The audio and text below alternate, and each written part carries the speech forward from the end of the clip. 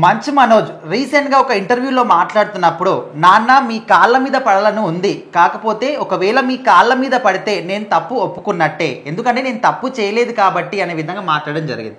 So అసలు ఏ సందర్భంలో ఎందుకోసమని మాట్లాడడం జరిగింది? సో మంచు మనోజ్ గారిది భైరవం సినిమా ఈ నెల మే 30వ తారీఖు సినిమా విడుదలవుతుంది అనమాట.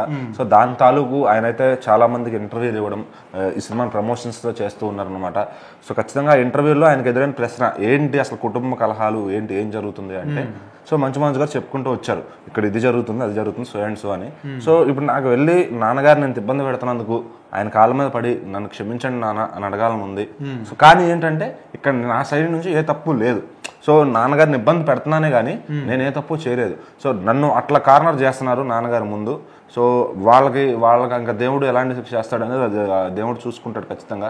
సో నాకు మాత్రం నాన్న ఇబ్బంది పెట్టకుండా నాన్నతో కలిసిపోయి మళ్ళీ మా కుటుంబం అంతా కలిసి మా పాపను మా నాన్నగారు ఒళ్ళో కూర్చోబెట్టి ఆడించుకుని సో అట్లా నా కుటుంబం అంతా సంతోషంగా ఉండాలి అనే విధంగా నేను కోరుకుంటున్నాను. సో అట్లాంటి రోజులు మళ్ళీ రావాలి అని భగవంతుని ప్రార్థిస్తున్నాను అని చెప్పి ఆయన అనుకున్నారు అనమాట. సో ఇట్లా కాళ్ళ మీద పడి కూడా క్షమించండి నాన్న అని అడగాలని ఉంది. సో ఎందుకంటే ఆయన నేను ఇబ్బంది పెట్టడం కరెక్ట్ కాదు.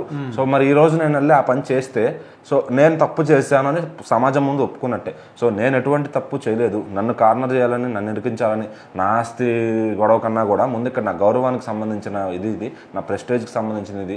సో నన్ను నా భార్యని నా బిడ్డని కట్టుబాట్లతో బయటకు పంపించేశారు. సో అక్కడ ఏం జరుగుతుంది అనేది ఆ పైవాడికి తెలుసు, మా మనసులకు తెలుసు ఎవరిదో తప్పు ఉందనేది. సో ఖచ్చితంగా నాన్నగారిని ఇందులో ఎందుకు ఇబ్బంది పెడుతున్నారో నాకైతే అర్థం కావట్లేదని ఆయన చెప్పడం జరిగింది. సో ఒక అవకాశం ఉంటే నాన్నగారిని వెళ్ళి ఇట్లా అడిగి క్షమించాలని అడగాలని ఉంది. సో నా తప్పు ఒప్పుకున్నట్టే కాబట్టి అందుకు నేను నాకు తల వంచలేకపోతున్నానని చెప్పి కూడా ఆయన చెప్పడం జరిగింది. సో అట్లానే ఈ భైరవం సినిమా గురించి దాని గురించి ప్రమోషన్లు కూడా చేస్తూ చాలా బిజీగా అయితే ఆయన ఉన్నారనమాట. మరి ఈ కుటుంబంలో అందరూ కూడా ఇప్పుడు చాలా మంది చూస్తున్నారు, మంచు ఫ్యామిలీ అంటే చాలా మంది ఇష్టపడతారు. సో అందులో మనోజ్ గారికి ఇంకా చాలా విపరీతమైన అభిమానం చాలా మంది ఉన్నారు. అంటే ఆయన ఎందుకంటే అందరు హీరోలతో ఆయన ఫ్రెండ్షిప్గా ఉంటారు కాబట్టి అందరు హీరోల అభిమానులు కూడా ఆయన ఇష్టపడతారు. సో ఆయనకు సపోర్ట్ చేస్తూ ఉంటారు. సో ఇక్కడ ఏంటంటే విష్ణు గారికి కూడా మరి హీరోల సపోర్ట్ అందరిది ఉంటుంది కాబట్టి సో ఇప్పుడు అందులో విష్ణు గారు ఆయన సినిమాలో ప్రభాస్ గారిని పెట్టుకున్నారు. సో ఇప్పుడు అటు పక్క చూస్తే ప్రభాస్ గారి ఫ్యాన్స్ వాళ్ళకి అర్థం కావట్లేదు ఎవరి సైడ్ సపోర్ట్ చేయాలి. సో కొంతమందికి ఏంటంటే ఎవరి సైడ్ సపోర్ట్ చేయాలి, ఇద్దరు మంచోళ్ళే. సో ఎవరిని ఎవరికి కొంచెం చూసుకుంటే మరి మనోజ్ గారికి ఒక ఇంత లీడింగ్ ఎక్కువ ఉంటుంది జనాలు ఇష్టపడటంలో కానీ సోషల్ మీడియాలో కానీ ఆయన సపోర్ట్ కానీ. మన ఆయన కూడా చెప్పి థ్యాంక్స్ చెప్పాడు సోషల్ మీడియాలో, నేను ఎవరో తెలియకపోయినా మనకు పరిచయం లేకపోయినా అందరూ నన్ను ఇట్లా సపోర్ట్ చేసినందుకు థ్యాంక్స్ అని, ఇంతకన్నా ఏం చెప్పలేని కూడా ఆయన చెప్పారనమాట. సో ఖచ్చితంగా మరి ఇక్కడ ఏం జరుగుతుంది, ఈ చిన్న కుటుంబాలని మోహన్ బాబు లాంటి పెద్ద వ్యక్తులు డీల్ చేయలేకపోతున్నారంటే మరి ఇంకా దీన్ని ఎవరు పరిష్కరిస్తారు?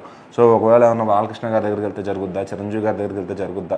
సో ఇట్లా ఒకసారి ఆలోచించి వీళ్ళందరినీ కూర్చోబెట్టి మాట్లాడే ఆ పెద్ద ఎవరున్నారు ఇప్పుడు ఇండస్ట్రీలో. సో చాలా మంది చిరంజీవి గారిని ఆయనలో లీడ్ తీసుకోమంటున్నారు. సో మరి ఫ్యామిలీ విషయం కాబట్టి గబుక్కున ఏ హీరో కూడా ఇన్వాల్వ్ అవ్వట్లేదు.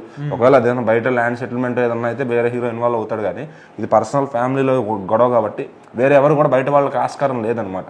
సో అందుకని చెప్పి ఇది ఇట్లా వాళ్ళ మంచు ఫ్యామిలీ అనేది ఈరోజు ఈ మీడియా ముందుకి రచ్చకెక్కుతుంది ఖచ్చితంగా. సో మరి దీన్ని సాల్వ్ చేసే హీరో ఎవరని అందరూ కూడా ఎదురు చూస్తున్నారు సోషల్ మీడియాలో. సో మరి మనోజ్ గారు కూడా ఆయన తప్పేమీ లేదని ఆయన కావాల్సిందల్లా గౌరవం అని చెప్పి ఆయన కోరుకుంటున్నారు.